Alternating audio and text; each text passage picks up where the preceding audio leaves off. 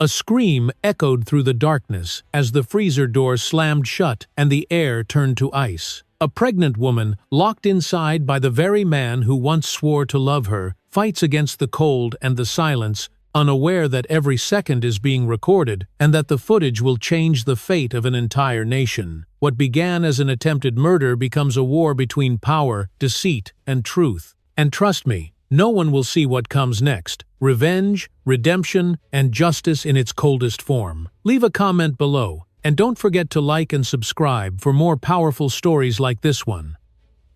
The night in Madrid was cold, but nothing compared to the temperature inside the Torres mansion. The kitchen lights burned bright against the marble walls, and the low mechanical hum of the industrial freezer sounded like a warning from hell itself. Elena Torres stood trembling near the doorway, barefoot on the freezing tiles, her silk nightgown soaked with sweat and fear. She was 7 months pregnant, her hands protectively resting over her belly. Across from her stood Gabriel Torres, her husband, a billionaire with eyes as empty as glass. His voice was calm, but every word cut sharper than a knife. "You shouldn't have looked through my files," he said, adjusting the cuffs of his designer shirt. "You should have stayed quiet, Elena, like a good wife." Her lips quivered. "Gabriel, please. I was scared. I saw the documents. You're selling everything. You're hiding money offshore. I just needed to understand." He tilted his head, studying her the way a predator studies prey. "And now you do. That's a problem." He took a step closer. She took one back, her spine pressing against the metal frame of the freezer. The icy air rolled over her skin, cutting deep. Her baby kicked, a desperate reminder that she wasn't alone. "Don't," she whispered. "You don't know what you're doing. You'll kill us both." A cruel smile curved across his lips. "No, Elena, you'll kill yourself. Tragic accident. Emotional instability. Everyone will believe it." Her breath hitched. "You're lying." He reached for her wrist, his grip steel hard. "I never lie," he said, before throwing her inside. The impact knocked the air out of her chest. She fell to her knees, scraping her palms on the frost-covered floor. The door slammed behind her with a thunderous metallic clang. The lock turned, and then silence. The sudden cold felt like knives on her skin. The temperature gauge above her blinked red, 15 degrees Celsius. She pounded on the door, screaming his name, but her voice was swallowed by the insulation. Her breath came in shallow bursts, fogging the air. "Gabriel!" she cried. "Please! I'm pregnant!" Outside, there was no answer. Inside, the hum of the freezer grew louder, crueler, until it filled every corner of her mind. Her tears turned to ice, her fingers numbed. She tried to stand, but her legs gave out. The metal walls reflected her pale face back at her, eyes wide with terror. For a moment, the baby moved again, a faint flutter under her ribs. She pressed a shaking hand against her belly. "It's okay, my love. We'll make it. We'll make it." Then she saw it, a tiny red light blinking in the corner of the freezer, the security camera. Gabriel had installed it months ago to keep the staff in line. He had forgotten to disable it. Hope surged like fire in her chest. She reached for her necklace, a silver locket he had given her on their wedding night. Inside was a micro camera, one of his many surveillance toys. But the technology he used to control her was now her only chance to survive. She pressed the locket, activating the emergency link to the cloud system. "If anyone can see this," she whispered through chattering teeth, "please, help me." The cold bit into her skin. Her lips were blue. She tried to move, but every motion was agony. She crawled toward the door, her breath shallow, her heart hammering in panic. The frost on the steel floor burned her knees. She tried again, banging her fists against the door. Nothing.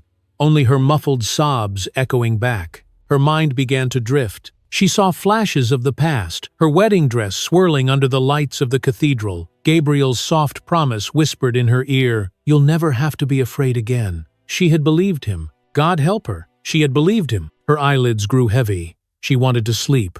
But then the baby kicked, hard. A spark of life. A command to fight. "Not yet," she gasped. "Not yet." She looked around desperately and saw a metal rod lying near the bottom shelf, part of a broken rack. With the last strength she had, she dragged herself toward it. Her fingers stuck to the frozen metal, but she pried it loose. Using it as leverage, she jammed it into the hinge of the door and pushed. Pain shot through her shoulder. She screamed but didn't stop. The first push failed. The second made the hinge groan. Her breath came ragged. Her skin split open against the metal, blood freezing as it touched the air. But she pushed again. "Come on!" she cried, her voice raw. Then, a sound faint but real, the hiss of a seal breaking. A thin stream of warm air touched her face. She screamed again, using every ounce of strength left in her body. The hinge cracked. The door opened a few inches. Light spilled in. Elena stumbled forward, falling onto the kitchen floor. She gasped, dragging air into her lungs until it burned. The warmth felt like fire, but it was life. She coughed, shaking violently. The kitchen was silent now, except for the soft hum of machines. Her broken phone lay nearby, one half of its screen still glowing. The camera light above blinked steadily. It had captured everything, every second, every word. She lay there, trembling, watching her breath turn to mist. Her lips moved silently. "We're alive." Outside, thunder rolled across the winter sky. The storm was coming. Her eyes fluttered half-closed. She knew she couldn't stay there. She needed help. But her body refused to move. Somewhere in the distance, she thought she heard the faint echo of sirens, or maybe it was only her heartbeat slowing down. Before the darkness claimed her, she pressed her palm against her stomach one last time. "You hear that, my love? We survived him. And one day, he'll pay for this." The camera continued to blink, recording the evidence that would one day destroy Gabriel Torres. Hours later, paramedics would follow a strange signal from an encrypted cloud file and find her lying on the kitchen floor, barely alive, clutching her belly. They would never forget the sight, the open freezer door spilling fog into the air, the woman frozen yet breathing, the red light still blinking above her like a heartbeat of justice waiting to begin. And outside, as dawn broke over Madrid, the first rays of sunlight pierced through the storm clouds, shining directly onto the Torres mansion. The house stood quiet, but its walls had witnessed everything. Somewhere deep in the digital vaults of the surveillance system, the recording continued to upload, second by second, ready to expose the monster who had built his empire on lies. That morning, as the city woke, the truth had already begun to thaw. The world around Elena slowly came back into focus as the steady rhythm of hospital machines filled the room. A white ceiling, the faint scent of antiseptic, the low beeping of a heart monitor. She blinked, trying to remember how she got there. For a moment, she thought she was still trapped inside the freezer. Then the warmth of a blanket over her body told her she had survived. Her fingers twitched. Her lips were dry. A nurse's soft voice broke the silence. "You're safe now, Mrs. Torres. You're at Madrid Central Hospital. Try not to move too quickly." Elena turned her head toward the sound. A young nurse with kind eyes smiled at her and adjusted the IV line. Safe. The word echoed in her mind like a fragile promise. She wanted to believe it, but the image of Gabriel's cold stare refused to leave her. Safe didn't exist when your enemy was your husband. "Is my baby okay?" she whispered, her voice barely audible. The nurse nodded. "The heartbeat is strong. You were very lucky. If the rescue team had arrived 10 minutes later..." She didn't finish the sentence, but her eyes said the rest. Tears welled up, hot and unstoppable. Elena closed her eyes, one hand resting protectively over her belly. "Thank you," she murmured, though she wasn't sure who she was thanking, the nurse, the paramedics, or the universe itself. When the nurse left, the room fell quiet again. Elena stared at the sunlight streaming through the window blinds.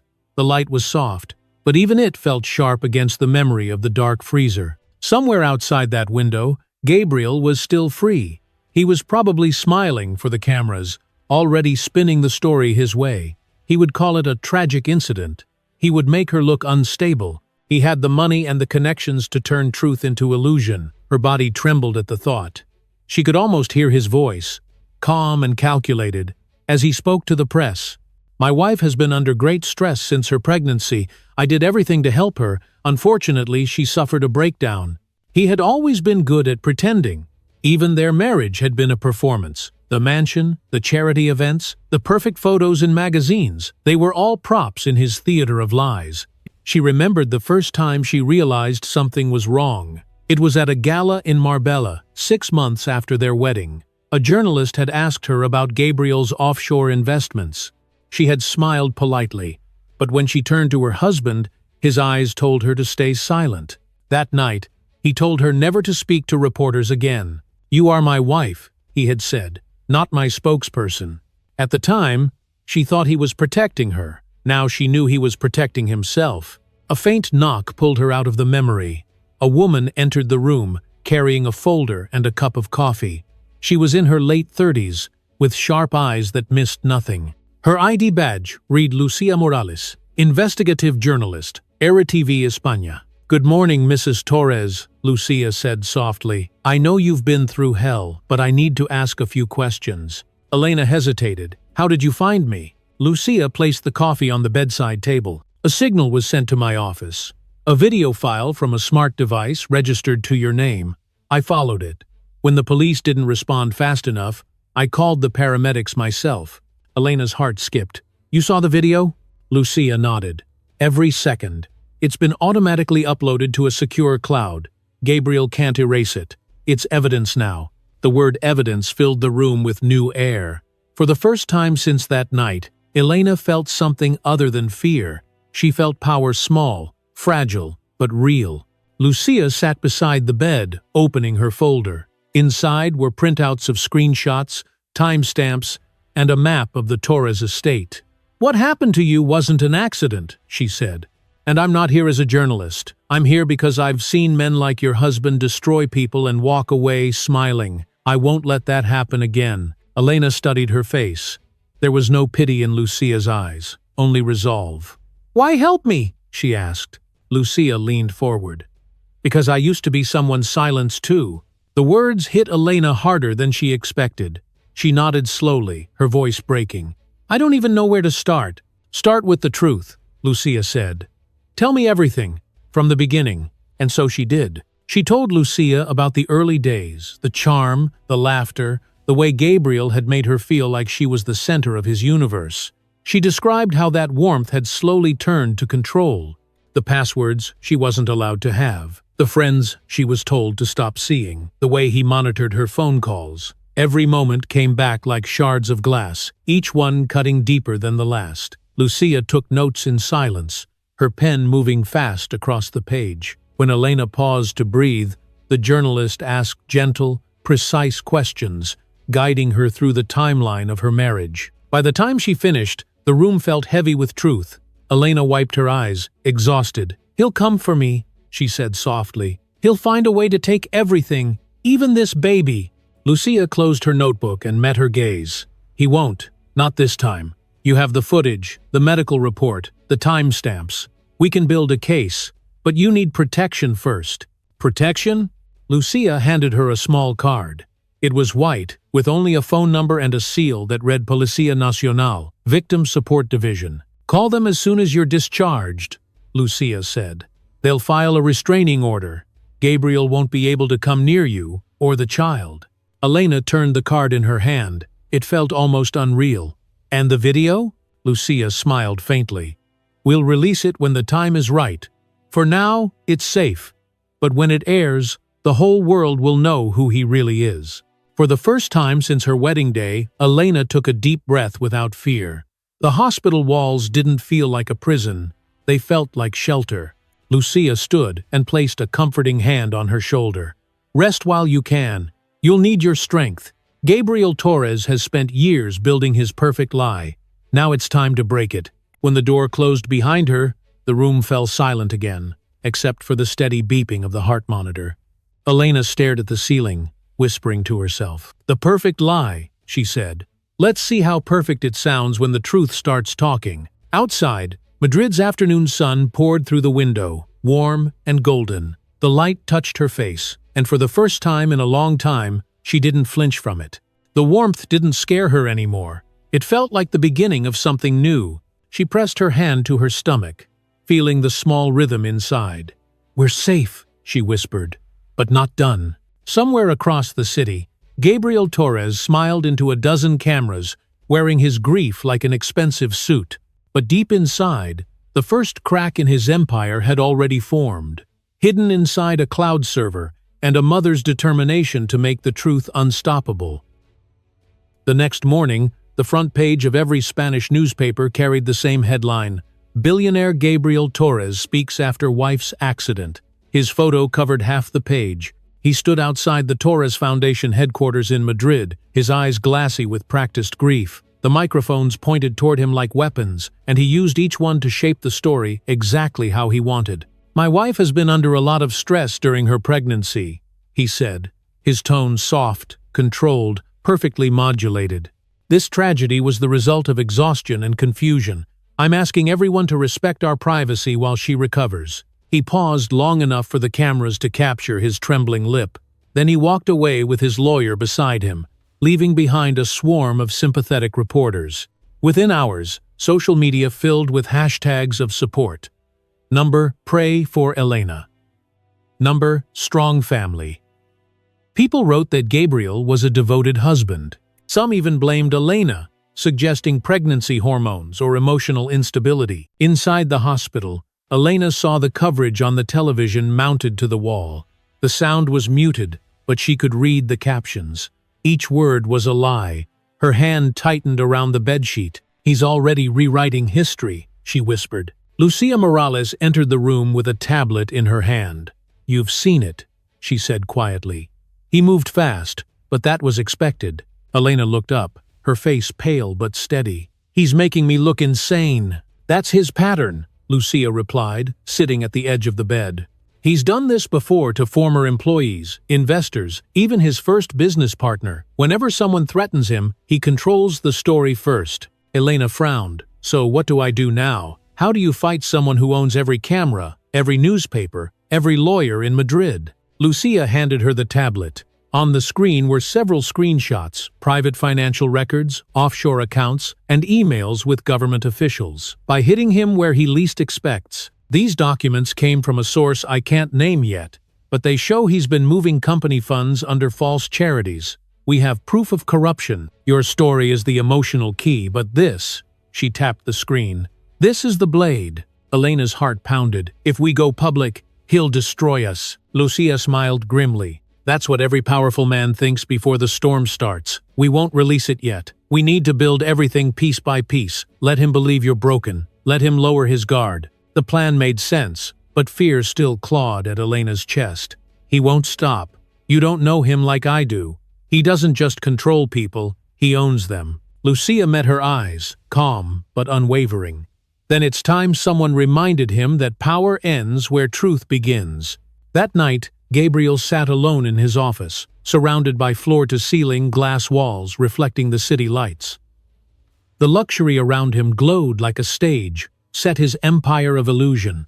He poured himself a drink, watching his reflections smirk back. On his desk was a copy of the morning paper with his picture on it. The perfect victim, the perfect performance. His phone buzzed. "A private number," he answered. "Did you find the leak?" His voice hardened.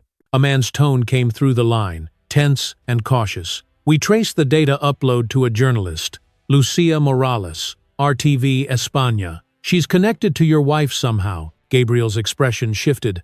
"Handle it quietly. I don't want headlines. Make her disappear from the story." "Yes, sir." He hung up, leaning back in his chair. The city stretched beneath him, glittering and obedient. He took a sip of his drink and smiled faintly. "You should have stayed quiet, Elena." The next morning, Lucia's car alarm went off at dawn. When she stepped outside her apartment, the front tires had been slashed. A dead pigeon lay on the hood with a note pinned to it. "Drop the Torres case." She didn't flinch. She took a photo of it, then drove her spare car to the hospital. Elena noticed the small cut on Lucia's wrist when she arrived. "What happened?" she asked. "Nothing new," Lucia said. "Just proof that we're getting close." Elena felt a surge of guilt. "He's targeting you now because of me." "He's targeting the truth," Lucia said firmly. "And that's bigger than either of us." For a moment, silence filled the room except for the faint rhythm of the heart monitor. Then Lucia leaned closer. "Listen carefully. There's something else you should know. 2 nights before your accident, Gabriel transferred ownership of all your joint assets to his company. He planned everything. Freezing you was just the final act." Elena's blood ran cold. "He wanted me gone before the baby came." Lucia nodded. "Exactly. Once you were declared unstable or missing, he could claim full control. But the video changed everything. Now he's scared. Elena took a deep breath, forcing herself to stay calm. Then we use his fear. We feed it. Lucia smiled for the first time that morning. That's the spirit I was hoping to see. Later that day, a hospital administrator brought in legal papers for Elena to sign official reports documenting her injuries and the incident at the Torres estate. Each signature was another piece of the puzzle, each document another wall closing around Gabriel. She signed them slowly, her hand trembling but determined. When the administrator left, Elena stared at the pen still in her hand. "Do you think he ever loved me?" she asked softly. Lucia hesitated before answering. "I think he loved the reflection of himself that he saw in you, and when that reflection stopped admiring him, he broke the mirror." Elena looked out the window at the crowded city below. Cars moved like veins of light through Madrid. Somewhere down there, her husband was probably giving another interview, speaking about love and forgiveness while plotting her silence. She turned back to Lucia. "If he wants a war of appearances, I'll give him one. But this time, I'll choose the stage." Lucia's eyes lit with understanding. A televised event. Live. His comfort zone. Elena nodded. Exactly. He loves the spotlight. Let's see what happens when the light stops flattering him and starts exposing him. The plan would take time, but the seed was planted. Elena felt something awaken inside her, stronger than fear. It was resolve, the kind that only survivors carry. As night fell over Madrid, Gabriel raised another toast to his own victory, unaware that the camera he once installed to control his wife had become his silent executioner. In the quiet of her hospital room, Elena rested her hand on her belly. "He thinks I'm weak," she whispered to the unborn child, "but he has no idea what strength really looks like." Outside, the city pulsed with noise and life, but inside that room, a new story was forming, one built, not on lies, but on truth, sharp enough to shatter glass.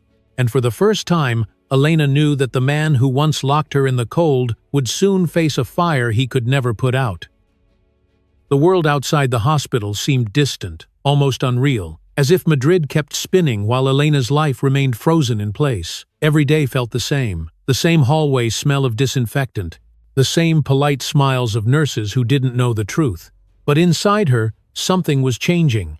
The weakness that had once chained her was melting away, replaced by a slow, steady burn that felt like fire beneath the skin. She woke that morning with a clarity she hadn't felt in months. The storm inside her heart had quieted, and what remained was focus. When Lucia arrived, carrying her usual stack of folders and a half-empty cup of coffee, Elena was already sitting up, dressed in a soft gray sweater and ready to talk. "I can't stay here forever," Elena said before Lucia even spoke. "If I hide, he wins." Lucia set the coffee down and studied her carefully. "You're right, but walking out of this hospital means walking into his world again. Gabriel owns the narrative. You're the ghost he tried to erase. The moment you step outside, you become real again and dangerous to him." "That's exactly what I want," Elena said. Her voice didn't shake this time. "Let him see I survived. Let him wonder what I'm planning." Lucia smiled faintly. "I think you just found your weapon." Later that afternoon, as rain began to fall over the city, Elena stood near the hospital window and looked down at the traffic lights glimmering against the wet streets. She thought of the freezer, of how the cold had crawled into her bones. Now that memory served as a reminder of what she could endure. If she could survive being locked in ice, she could face anything. Lucia approached her quietly. "There's something you should see," she said, opening her tablet. On the screen was a security recording from the Torres estate. The timestamp showed the night of the attack. Gabriel appeared on camera, dragging Elena toward the kitchen, shouting words the audio couldn't capture. The footage was blurry, but the violence was unmistakable. Elena's throat tightened. "Where did you get this?" "One of the household staff sent it anonymously," Lucia said.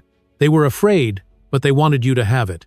I think they finally see who he really is." Elena kept her eyes on the screen. Watching herself being pushed, watching the door slam shut, was like reliving a nightmare she couldn't wake from.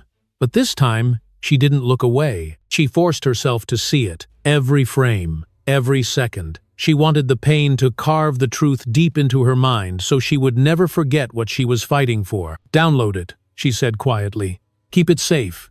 Lucia nodded. Already done. The footage is stored in multiple locations. If anything happens to me, it goes public automatically. For a moment, they stood in silence. The rain outside thickened into a downpour, tapping against the glass like impatient fingers. "I've been thinking," Elena said finally. "When we expose him, I want it to be live. No edits. No chance for him to spin it." Lucia tilted her head. "You mean television?" "Yes. He built his reputation on the screen. Let the screen destroy him." Lucia smiled slowly, admiration shining in her eyes. "I can make that happen. RTV has a prime-time slot next month. We can frame it as a discussion about domestic violence and power abuse. If you agree to appear, the world will see the truth directly from you." Elena hesitated. "If I go public, he'll retaliate. He could try to hurt me again, or worse, go after the baby." Lucia reached out and squeezed her hand. "You won't be alone this time. We'll have legal protection, a police escort, and a media team that won't let him twist a single word. You survived his silence, Elena. Now make him face your voice." The words sank deep, lighting something fierce in Elena's chest. "Then let's do it," she said. That night, while the city slept, Elena couldn't. She lay awake in the hospital bed, the faint hum of machines surrounding her. Every time she closed her eyes, she saw Gabriel's face, calm and unshaken, as if he believed himself untouchable. She imagined him sitting in his glass office, sipping whiskey, smiling at the headlines that still painted him as a victim. The thought filled her with both anger and resolve. She turned on the bedside lamp and took out her notebook. Page after page, she began writing everything she remembered. The way he spoke to her before the wedding, the first time he raised his voice, the night he forbade her from visiting her parents, the moment she realized love had turned into ownership. The words came like waves, fast, heavy, cleansing. By dawn, she had written nearly 20 pages. When Lucia arrived early the next morning, Elena handed her the notebook. "This is my story, all of it. If anything happens to me, you release this with the video." Lucia opened it briefly, scanning the first lines. Her eyes softened. "He won't win this time," she said. "Not because of revenge," Elena replied. "Because people like him shouldn't get to keep rewriting the truth." Later that day, Elena was discharged. The doctors warned her to rest, but rest was the last thing she wanted. As she stepped outside for the first time in weeks, the fresh air hit her face like a shock. The sky was gray, but to her it felt brighter than it had in months. She walked slowly toward the waiting car. A police escort followed discreetly behind. Lucia opened the door for her. "Ready?" Elena nodded. "Ready to melt the ice." They drove through the rain-soaked streets of Madrid, the city alive and oblivious to the quiet war beginning within its heart. In the distance, a billboard displayed Gabriel's face advertising a new charity campaign, Torres for Tomorrow. His smile beamed down on them like a cruel joke. Elena stared at it for a long moment. "He thinks he's still the hero." Lucia followed her gaze. "Let him enjoy it while it lasts. When the broadcast airs, that smile will be his confession." Elena exhaled slowly, her hand resting over her belly. For the first time, she didn't feel afraid. The freezer had nearly killed her, but it had also reborn her. The ice had preserved something inside her that Gabriel could never destroy: truth. As the car drove on, lightning flashed over the skyline, lighting up the city for a brief second.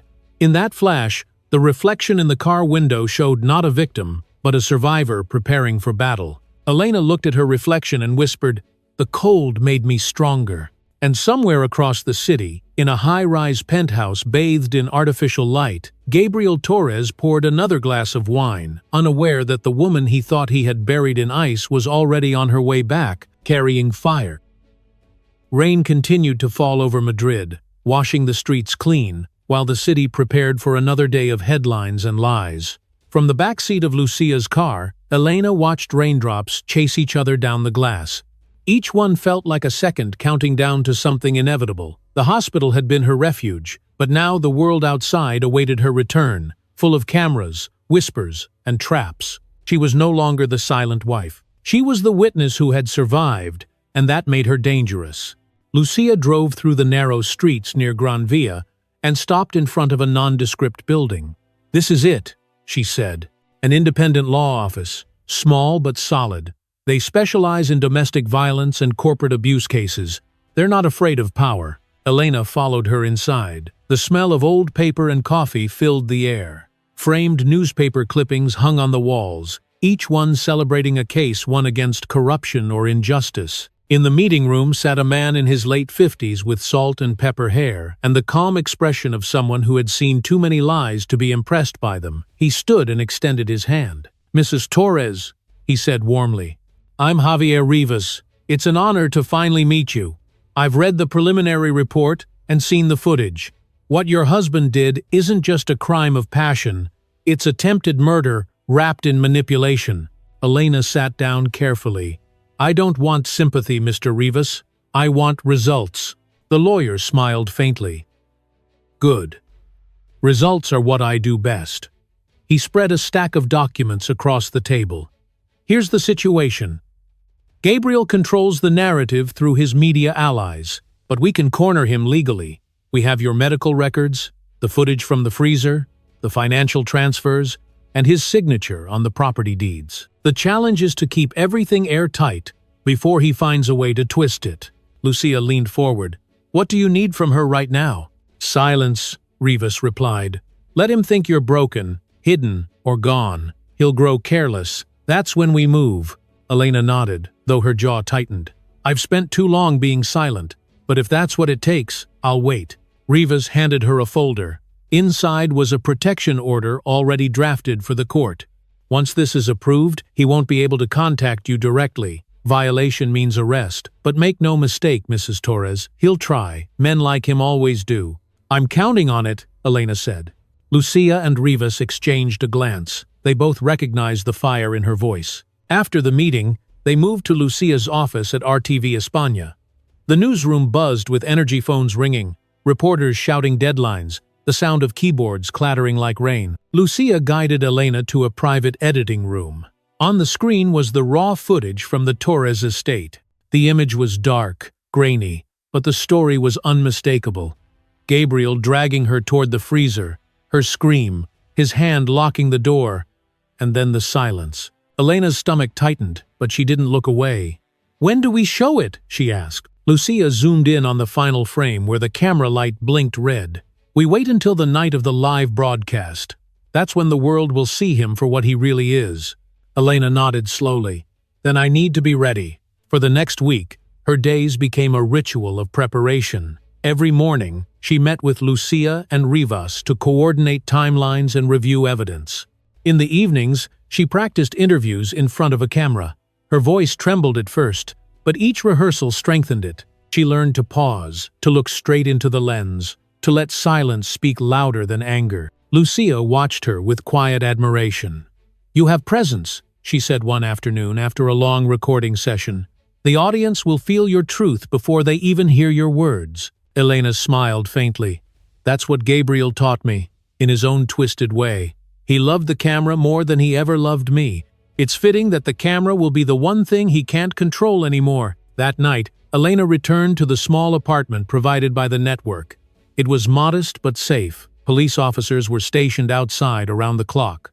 Still, fear lingered in the corners. Sometimes she woke up in the dark, certain she could hear the freezer's hum again. But every time, she reached for the pendant around her neck and felt its weight a reminder of survival, not captivity. A few days later, Rivas called with an update. "We've secured a preliminary court date," he said.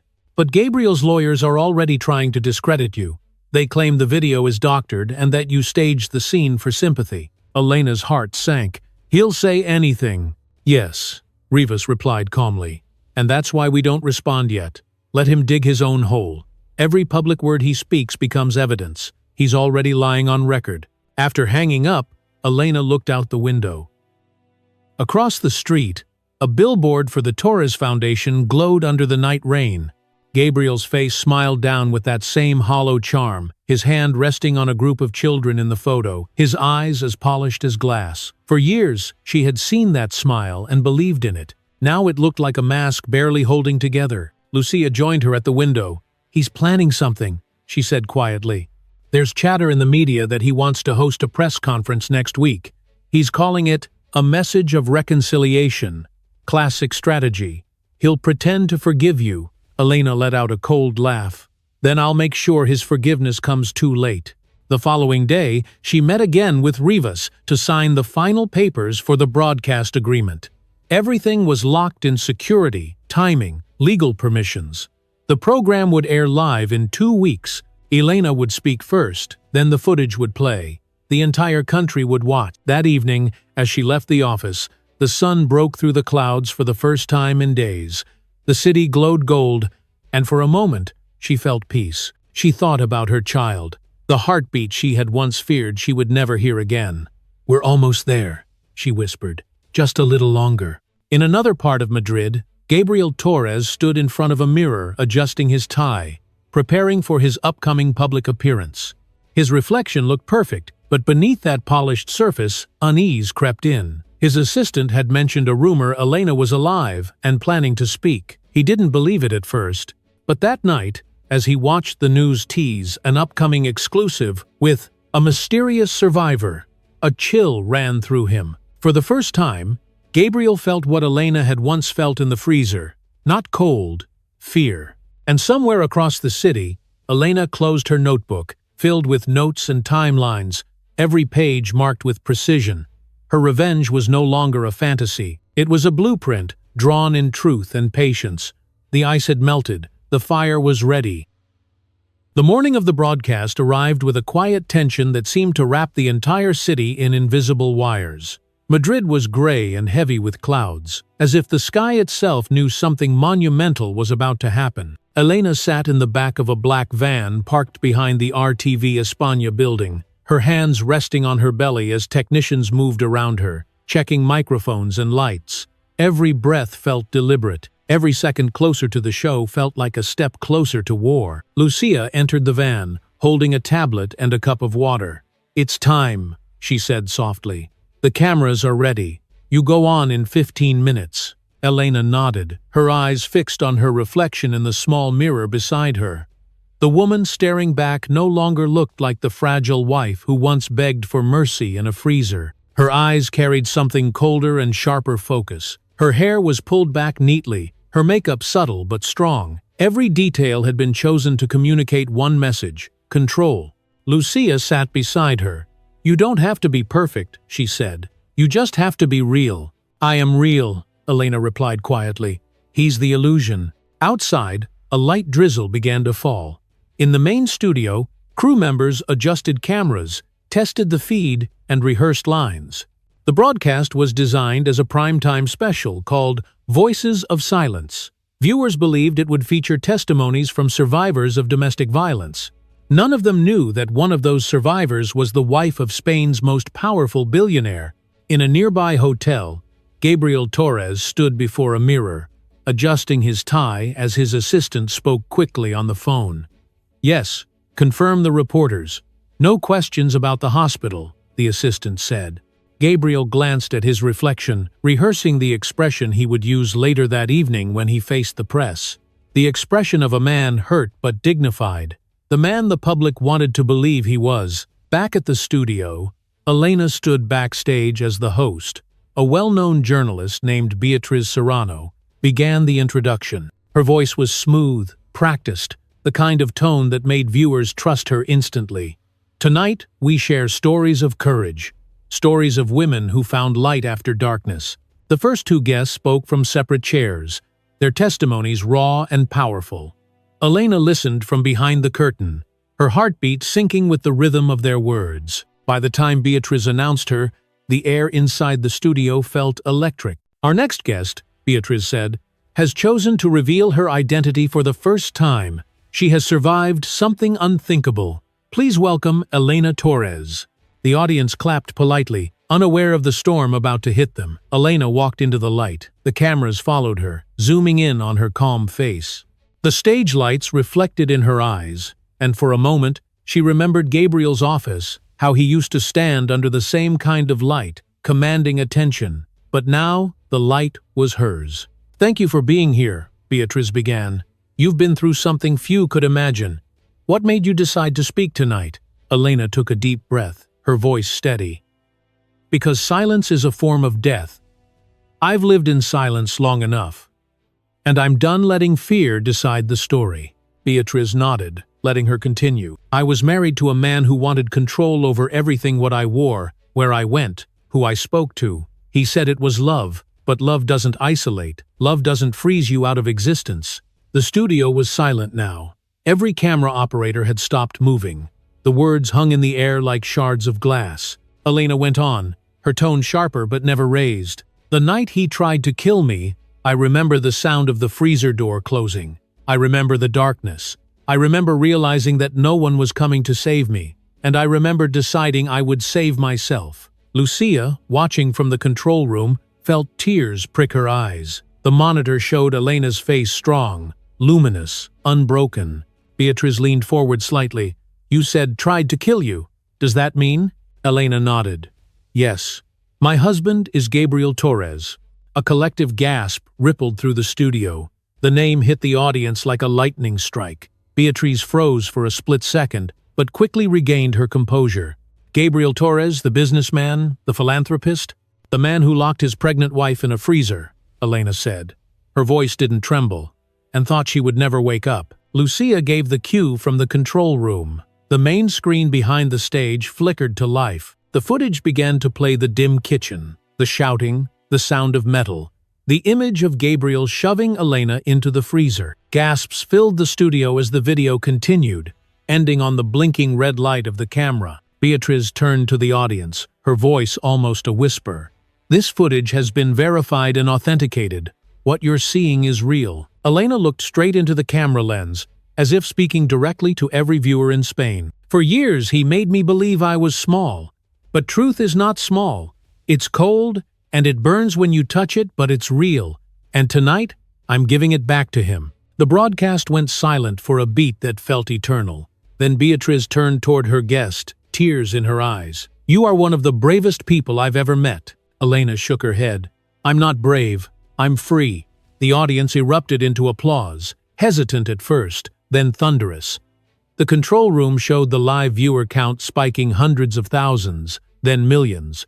Social media exploded within minutes. Hashtags, flooding timelines, number justice for Elena, number freeze of truth, number end the silence. Across the city, in his hotel room, Gabriel stared at the television, the color draining from his face. The glass of wine slipped from his hand and shattered on the floor.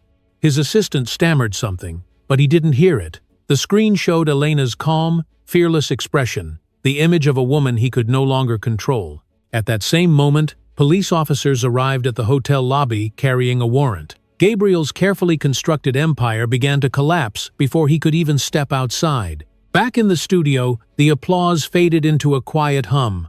Elena exhaled slowly, the weight in her chest finally lifting. She turned to Beatriz and whispered, "It's over." Beatriz smiled. "No, Elena. It's beginning." The credits rolled, the lights dimmed, and Elena stepped off the stage. In the hallway, Lucia was waiting with open arms. The two women embraced tightly, the noise of the studio fading behind them. Outside, the drizzle had stopped. The night air felt cool against her skin. For the first time in months, she could breathe without fear. As she looked up at the sky, a thin beam of moonlight broke through the clouds. She placed a hand on her stomach and whispered to the child growing inside her, "You see, my love, the world finally heard us." And far across the city, sirens echoed against the buildings while the man who once ruled through silence finally learned what truth sounded like when it was spoken aloud. The morning after the broadcast, Madrid awoke in shock. Every television channel replayed the same footage. Gabriel Torres locking his pregnant wife in a freezer, the sound of the metal door slamming, the blinking red light of the camera that never stopped recording. The image played again and again until it burned into the collective conscience of a nation. There was no escaping it, not even for him. By sunrise, the Torres Foundation headquarters had become a fortress of chaos. Dozens of journalists crowded the main entrance, microphones raised like weapons. The guards, once confident in their dark suits, now looked uneasy as they pushed back the shouting crowd. "Mr. Torres, is it true? Did you try to kill your wife? Where is your statement?" Their questions cut through the morning air like thunder. Inside his penthouse office, Gabriel stood by the window, staring at the skyline he used to command.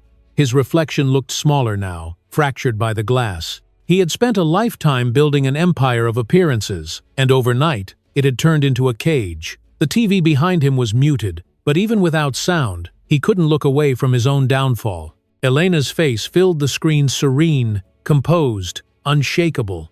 The world believed her. For the first time, no one believed him. His lawyer paced behind him, phone pressed to his ear. "We can still negotiate," he said nervously. "We'll claim emotional distress, temporary insanity, media manipulation. Maybe we can minimize the damage." Gabriel turned, his voice low and dangerous. "There is no negotiation. This is war." The lawyer hesitated. "War doesn't work when you've already lost the army, sir."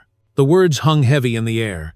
One by one, investors withdrew, board members resigned, and charity sponsors cut ties. The Torres Foundation's stock value plummeted by 40% before noon. Major newspapers ran headlines that read, "Billionaire's empire crumbles after freezer revelation." Every article used the same word, crumble. Meanwhile, at the RTV España newsroom, the phones wouldn't stop ringing. Lucia Morales sat at her desk, surrounded by papers and messages from international outlets requesting interviews.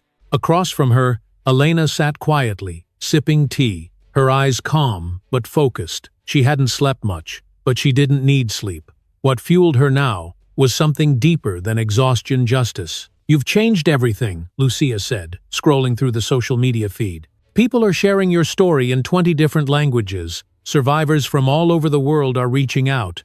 They call you La Voz del Invierno, the voice of winter, the woman who melted her own chains." Elena smiled faintly.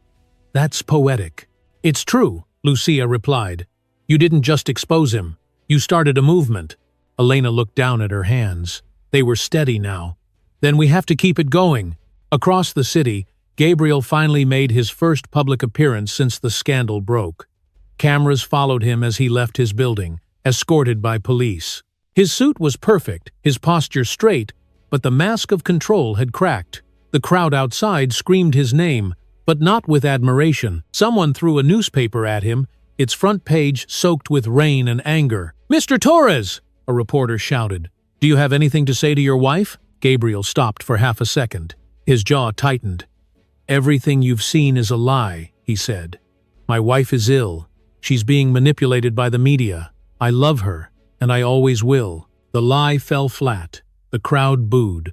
One camera zoomed in on his face just as the flash from a dozen others went off. In that moment, the world saw not power, but fear. At the same time, Lucia and Rivas sat with Elena in the lawyer's office, finalizing the legal documents. Rivas spread the papers across the polished wooden table. "The court has accepted the evidence," he said. "The prosecution is opening a criminal case against Gabriel Torres for attempted murder, fraud, and coercive control. He'll be detained for questioning tonight." Elena exhaled slowly, relief flooding her chest. "So, it's really happening." "It's happening," Rivas confirmed, "and he knows it. His lawyers are already panicking." Lucia glanced at her phone. "They're saying he's going to hold another press conference to clear his name. Live at noon." Elena laughed softly. "Good. Let him talk. Every word he says will bury him deeper." When the clock struck 12, Gabriel faced the cameras once again, but this time, he was cornered. The press room was packed, the lights blinding. He began with his trademark confidence, but cracks appeared with every sentence. "I have always supported my wife," he said. "What you saw was taken out of context. The video was manipulated. I would never harm her." Reporters interrupted him with questions he couldn't answer. "Then why did you flee the hospital that night? Why were your fingerprints on the freezer door? Why did your financial records disappear the same week?" His expression faltered. Sweat glistened on his forehead. The performance was collapsing. Suddenly, one of the screens behind him lit up. Someone had hacked into the live feed. The video of the freezer played again, this time in slow motion. The room gasped. Gabriel froze. His own image, furious and violent, filled the backdrop behind him. There was no escape. The press conference erupted into chaos. By evening, the news was everywhere. Gabriel Torres loses control live on air. The clip spread faster than wildfire. Within hours, his accounts were frozen, his business partners vanished, and his penthouse was surrounded by police cars. Elena watched it unfold from Lucia's office. Her phone buzzed with messages from strangers thanking her for giving them courage. She read them in silence, one after another. Finally, she set the phone down and whispered, "It's done." Lucia turned to her. "It's justice." "No," Elena said softly. "Justice is only beginning." That night, as Gabriel was escorted out of his home in handcuffs, the flash of cameras followed every step. He didn't fight it.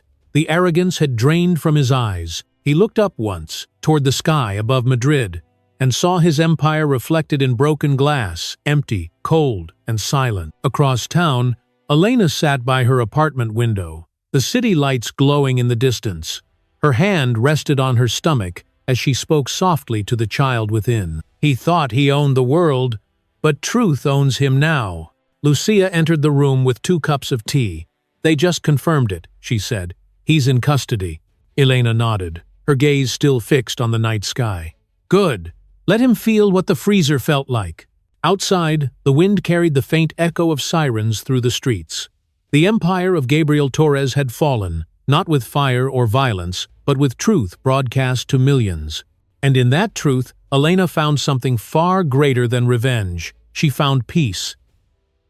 The courthouse in Madrid stood like a monument to history, its white stone walls reflecting the pale winter sunlight. The steps outside were crowded with reporters, cameras, and curious onlookers who had followed every twist of the Torres scandal.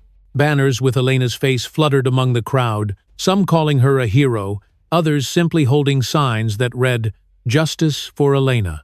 Inside, the air buzzed with tension, that sharp and almost electric energy that comes before something irreversible. Elena sat quietly at the witness table, her hands folded in her lap. The courtroom smelled faintly of polished wood and old paper.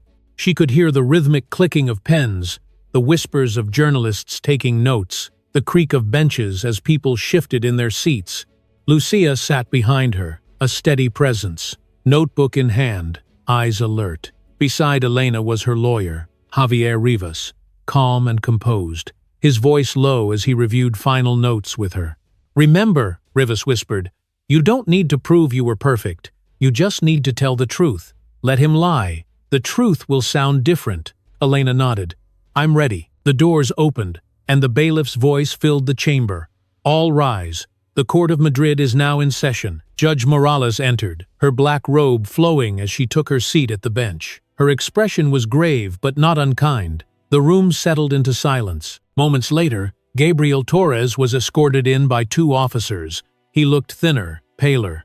The tailored suits had been replaced by a simple gray one. His hair was combed neatly, but his eyes darted around the room, searching for control he no longer had. When his gaze met Elena's, for the first time, he didn't smirk. He looked away. The trial began with the prosecutor's opening statement, a crisp, measured recount of events that painted Gabriel not as a man overcome by passion, but as a planner, a manipulator who tried to erase his wife for profit and reputation. Screens lit up with documents, financial transactions, and photographs. The jury leaned forward, captivated. When it was Elena's turn to testify, the courtroom seemed to hold its breath. She stood, walked to the stand, and placed her hand on the Bible. Her voice was clear when she swore to tell the truth. She spoke without notes. "The night it happened, I remember the smell of metal in the air," she began. "I remember his voice calm, almost gentle. He said, 'You should have known when to stop asking questions.' And then he pushed me inside." Her words were soft, but they filled the room like thunder. She didn't cry.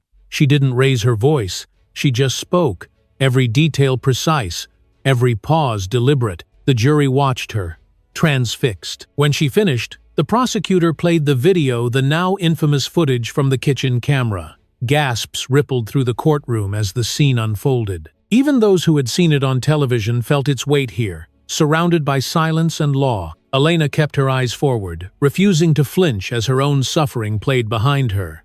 The moment the door closed on the screen, a murmur ran through the room. One juror wiped away tears. When the footage ended, the prosecutor stepped aside. No further questions. Then it was the defense's turn. Gabriel's lawyer, a slick man in an expensive suit, rose and adjusted his tie. "Mrs. Torres," he began, "your story is tragic. But isn't it true that you have a history of anxiety? that you were under emotional distress during your pregnancy. Elena met his gaze calmly. I was pregnant, not delusional. There's a difference. The lawyer hesitated, but pressed on. Could it be that your husband acted out of fear, concern for your safety? A faint smile touched her lips. If locking a pregnant woman in a freezer is concern, then I hope no one ever loves me that way again. Laughter broke out quietly in the back of the courtroom. Even the judge's gavel couldn't erase the hint of amusement on her face. The defense lawyer stammered, losing rhythm, and sat down in defeat. When Gabriel was called to testify, the air changed. He walked to the stand, composed but cold. I never intended to harm my wife, he said, voice steady but eyes shifting. It was an argument. Things got out of hand. The prosecutor stepped forward. Out of hand? You locked her in a freezer, Mr. Torres. I panicked, Gabriel insisted. She was hysterical. The prosecutor pressed play on a second clip, the security footage from the hallway showing Gabriel walking away calmly after locking the door. The jurors leaned closer, the image undeniable. His calm demeanor after the act destroyed every word he had just spoken. Silence fell. Gabriel looked at Elena again, his mask slipping. You ruined me, he hissed under his breath, forgetting the microphone was still on. The entire room heard him. The prosecutor froze the video on his angry face and turned to the jury. That, he said, is the real Gabriel Torres. The trial concluded 3 days later. The evidence was overwhelming. The video, the financial records, the testimonies from former employees, all threads woven into a single, undeniable pattern. The jury deliberated for only 2 hours before returning with a verdict. Guilty on all counts. Gabriel closed his eyes. His hands clenched into fists. The sound of cameras clicking echoed like gunfire. He was sentenced to 25 years in prison without parole. The judge's voice was calm as she read the decision. This court finds that money and power do not excuse cruelty. Justice, even when slow, always arrives. When the gavel struck, Elena finally let out a long, quiet breath. Lucia touched her shoulder gently. It's over. Elena turned to her and smiled. No, Lucia, it's finally beginning. Outside the courthouse, the crowd erupted in cheers as Elena stepped into the sunlight. Reporters shouted her name, but she didn't stop. The sound of the city wrapped around her, warm and alive. She raised her face toward the sky and felt the sun touch her skin, the same warmth she once thought she'd never feel again. As she walked down the courthouse steps, Lucia beside her, she looked back once. Through the glass doors, she could still see Gabriel being led away in handcuffs. His eyes met hers for the briefest moment. There was no power left in them, only emptiness. Elena turned away, her voice soft but certain.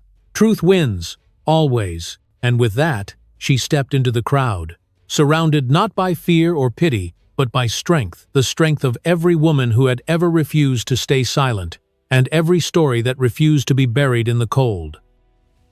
Weeks passed after the verdict, and Madrid began to move on. The city returned to its rhythm of laughter, traffic, and life. But for Elena, every morning still carried a quiet echo of the past.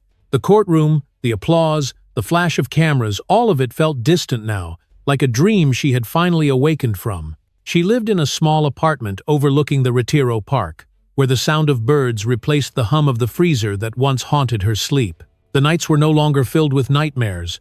They were filled with peace. She woke early, as she always did, the golden light of dawn slipping through the curtains. On the bedside table lay a single white envelope marked Torres Foundation, closure notice. She had received it the day before. The foundation Gabriel built was officially dissolved. The government had seized its assets, redirecting its funds toward shelters for victims of domestic abuse. Elena had requested one thing in return: that her name never appear in the press release. She didn't want a monument, she wanted change. That morning, she walked slowly through the park, her coat pulled tight against the winter breeze. Children's laughter echoed near the pond where ducks gathered. A mother pushed a stroller down the path, and Elena smiled faintly, her hand resting on her own growing belly. She was 8 months pregnant now. The doctor had said the baby was healthy, strong, resilient, just like her. As she sat on a bench beneath the orange trees, her phone buzzed. It was Lucia. They want to invite you to a conference in Barcelona, Lucia said. The theme is truth and resilience. You'd be the keynote speaker. Elena hesitated. I'm not sure I want to be anyone's symbol. You already are, Lucia replied gently. But it's not about fame. It's about giving others what you didn't have that night, a voice. Elena smiled. Then tell them yes. When she hung up, she looked across the park and saw a little girl feeding breadcrumbs to pigeons. The child turned and waved at her, bright-eyed and innocent. For a moment, Elena felt a lump rise in her throat. That was what this was all about.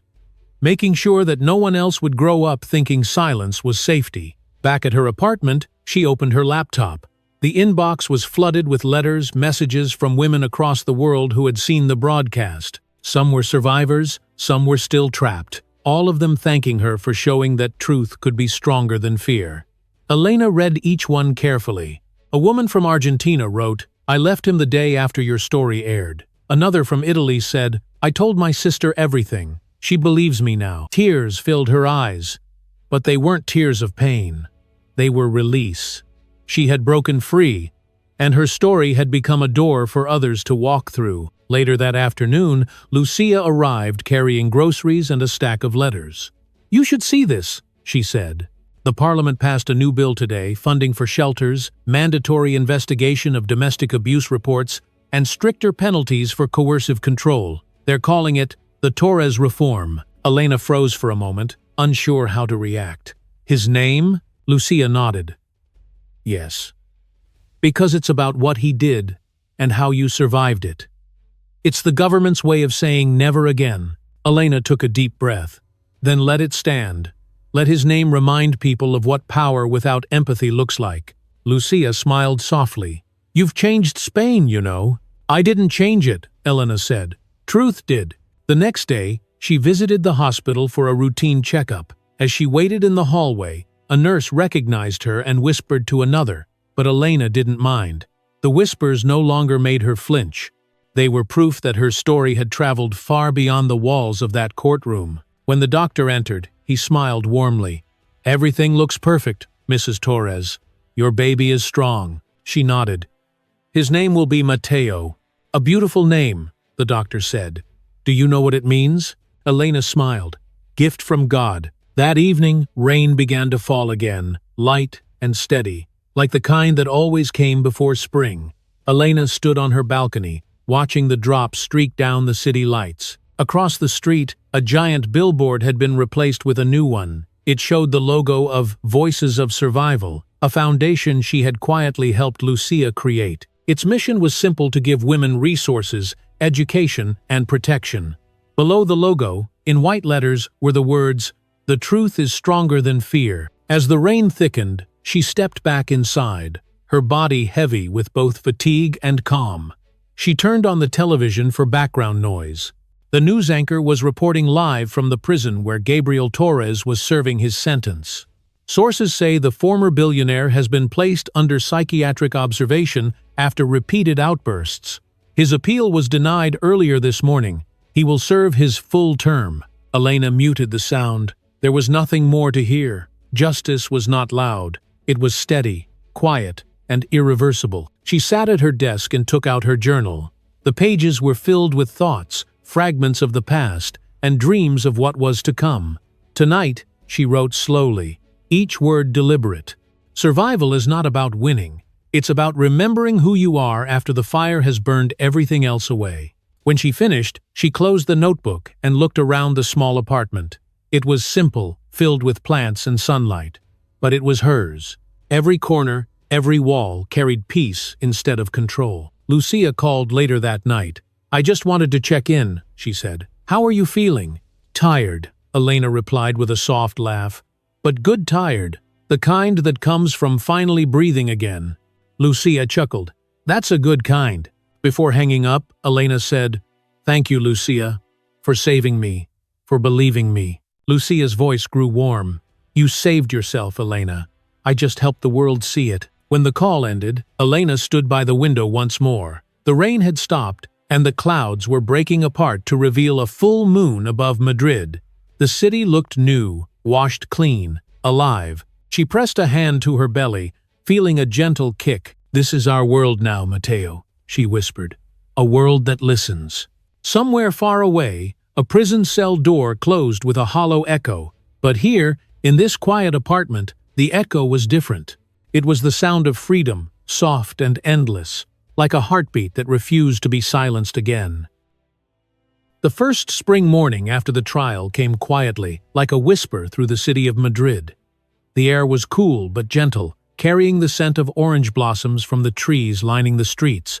Elena stood by the open window of her apartment, feeling the sunlight on her skin. The warmth seemed unreal at first. For months, she had lived in coldness, cold rooms, cold words, cold memories. But now, the light felt different. It wasn't something she feared anymore. It was something she belonged to. The baby had come 2 weeks early, surprising her in the middle of the night. The labor had been long, painful, and raw, but when she heard her son's first cry, everything else vanished.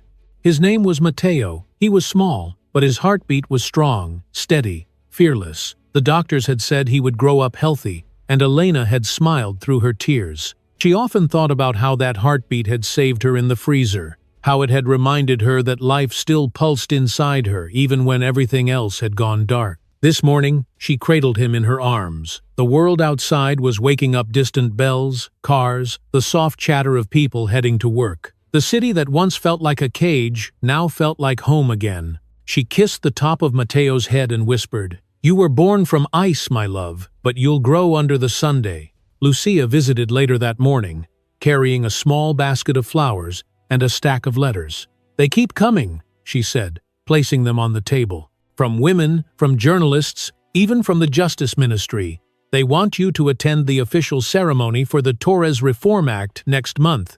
It's going to be named in your honor this time, not his." Elena looked surprised.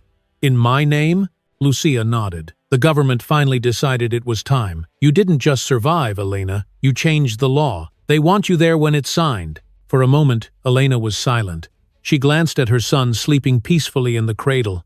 "I don't know if I want the attention," she said softly. "I just want to live quietly." Lucia smiled knowingly. "Quietly doesn't mean invisibly. You don't have to be the face of anything. You just have to be present. That's enough." Elena nodded, her heart steady. "Then I'll go. But I want to speak not about pain, but about what comes after it." Lucia's eyes softened. "Then you already know what to say." Over the next few days, Elena prepared herself for the ceremony. It would be held in the same government building where Gabriel had once received awards for his philanthropy. The irony wasn't lost on her. Life had a way of circling back, of returning you to the places that once broke you, not to punish you, but to show you that you had outgrown them. When the day finally arrived, Madrid glowed under a flawless sky. The Grand Hall was filled with journalists, lawmakers, activists, and survivors. Elena entered quietly, wearing a simple white dress that flowed around her ankles. The crowd turned toward her, and for a moment, the room fell silent. Not out of pity, but out of respect. She took her place at the podium, the baby asleep in Lucia's arms nearby. Cameras clicked softly, but she didn't look at them. She looked at the faces in front of her, women of all ages, men who had brought their daughters, and officials who had once ignored the same stories they were now trying to amend. Her voice was calm when she began to speak. "There was a time when I believed silence was safety. I thought if I stayed quiet, if I endured, the storm would pass. But storms don't pass. They break what we allow them to touch. I learned that the hard way." She paused, her words settling into the air. "When I was locked in that freezer, I thought my story was ending. But it wasn't the end. It was the beginning of the truth. Because truth doesn't die in darkness, it waits. It waits for the moment someone dares to open the door." A few people in the audience wiped away tears. Elena continued, her tone growing stronger. "I stand here not because I am extraordinary, but because I am proof that no one is powerless. Every time someone speaks, every time someone listens, every time justice is demanded instead of begged, for the world changes a little." She looked toward Lucia and smiled. "I didn't fight alone. No one ever truly does. The world only changes when courage is shared." When she finished, the room erupted in applause. It wasn't loud or chaotic, it was the kind of applause that felt human, heartfelt, and whole. The Minister of Justice stepped forward and signed the final document into law. The crowd stood, and someone handed Elena a small silver plaque engraved with her name. She held it quietly, feeling its cool surface in her hand. the same way she once felt the metal of the freezer door. Only this time, the cold didn't scare her. It reminded her how far she had come. After the ceremony, she and Lucia walked outside into the courtyard, where the scent of orange blossoms drifted through the air. Photographers called after them, but Elena ignored the noise. She wanted only to breathe. Lucia looked at her and said, "You did it." Elena shook her head gently. "We did it. All of us." They sat on a bench near the fountain, the same kind that once stood in the Torres estate. The water sparkled under the sunlight, and for a long moment, neither of them spoke. The sound of laughter from the crowd behind them mixed with the trickle of the fountain, creating a melody that felt almost sacred. Lucia finally broke the silence. "What will you do now?" Elena smiled. "Live, raise my son, maybe paint again. I used to love painting before all this." Lucia grinned. "You should. The world could use more beauty." As the afternoon faded, Elena walked back home with Matteo in her arms. The sun dipped low, casting golden light across the city. Every building, every street seemed softer, forgiven. When she reached her apartment, she placed Matteo in his crib and stood by the window, watching the sky turn shades of rose and amber. She whispered, "We made it, my love. The world is not perfect, but it's ours now." In the distance, church bells rang, marking the end of the day. Elena closed her eyes and listened. The sound was warm, not haunting. It was the sound of peace, of a life reclaimed. She turned off the lights and kissed her son goodnight. The city outside glowed beneath the stars, alive with the quiet pulse of second chances. And for the first time since that long night in the freezer, Elena knew that winter was truly over.